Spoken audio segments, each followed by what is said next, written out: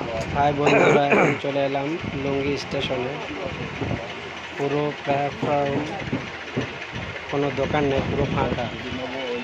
এর কারণটা হলো ডবল ইঞ্জিন সরকার চলে এসছে, তাই হকারদের উচ্ছেদ করে দিচ্ছে। আগে এই লুঙ্গি স্টেশনে কত দোকান ছিল, পুরো ভেঙে দিয়েছে। মনে হয় আর দুদিন সময় দিয়েছে, তাই যাদের যাদের যাদের দোকান নিজেরাই ভেঙে নিচ্ছে। না হলে বলে দিয়েছে হয়তো যে এই কদিনের মধ্যে যাদের দোকান আছে তারা নিজেরা ভেঙে নাও, নাহলে আমরা ভেঙে নিয়ে চলে যাব। খুব কষ্ট লাগছে, কিন্তু কিছু করার নেই। ডবল ইঞ্জিন সরকার তো,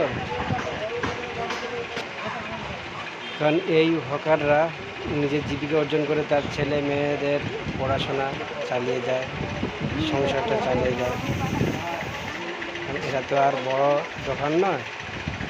কেউ জলের দোকান, কেউ মশলা মুড়ির দোকান, কেউ চায়ের দোকান, এই নিয়ে তাদের জীবিকা।